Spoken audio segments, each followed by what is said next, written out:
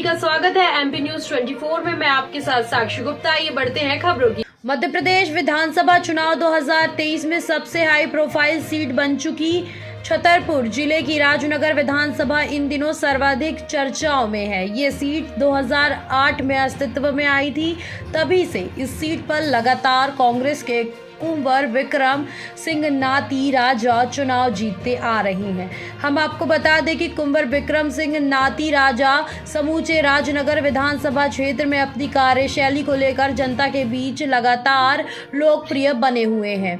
इस वर्ष 2023 के विधानसभा चुनाव में पुनः एक बार कांग्रेस पार्टी ने उन्हें अपना प्रत्याशी बनाया है। जैसे जैसे चुनाव की तारीख नजदीक आ रही है, वैसे वैसे चुनाव प्रचार भी जोर पकड़ता जा रहा है।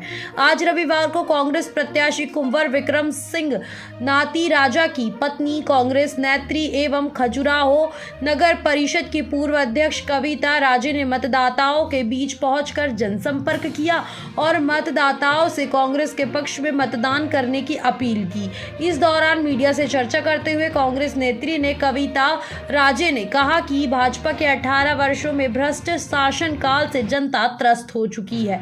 आज महंगाई, बेरोजगारी से त्रस्त जनता समूचे मध्य प्रदेश में बदलाव चाहती है। उन्होंने कहा कि बीजेपी सरकार द्वारा चलाई जा रही लाडली बहना योजना महज चुनावी प्रलोभन है। जनता बीजेपी के झूठे प्रलोभनों को समझ चुकी है और इस बार जनता भाजपा की भ्रष्ट सरकार को उखाड़कर फेंकने का काम करेगी।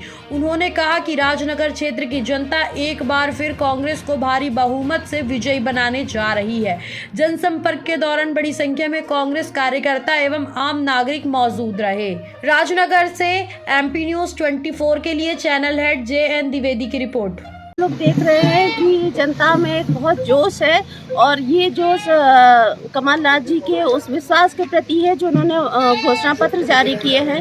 उन्होंने जो कर्मचारी है उसके लिए अलग योजनाएं लाई हैं, किसानों के लिए उन्होंने अलग योजनाएं लाई हैं। खासकर महिलाओं में इस वक्त जब हम जाकर मिल रहे हैं तो एक अलग सा जोश देख रहे हैं। कई महिलाएं तो ये कहती सुनी गई कि हमें तो भैया पंजा कहीं देने, वो अपनी लैंग्वेज में कह रही थी कि बुंदेलखंडी में, हमें पंजा कहीं देने का ऐसे तो बहुत महंगाई बढ़ गई है और हम और ही महंगाई से तंग आ गए हैं।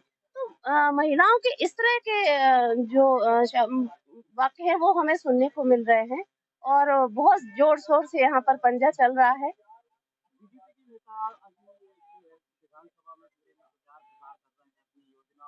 जी जी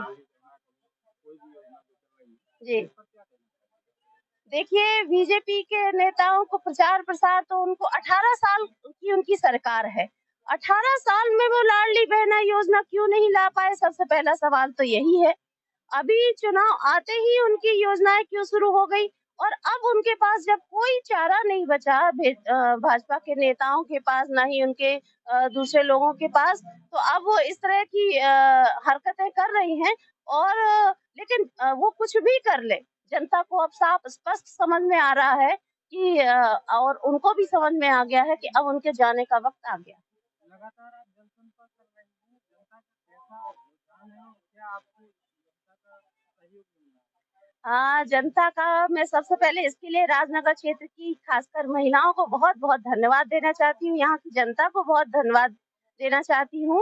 उनका अपार स्नेह मुझे मिल रहा है। मतलब कई महिलाएं तो ऐसा होते हैं कि मुझे हाथ खींचकर, मैं उनसे निवेदन करती हूँ कि मुझे आगे जाना है, पर वो हाथ खींचकर मुझे अंदर ले जाती हैं और उनकी कोशिश होती है कि मैं उनके साथ रहूं, थोड़ी देर वक्त बिताऊं। ये एक्चुअली उनका स्नेह है जो हम लोगों के प्रति है। मैं इसके लिए उनकी आभारी हूँ और बहुत उत्साह और स्नेह के साथ में आगे बढ़ रही हूँ।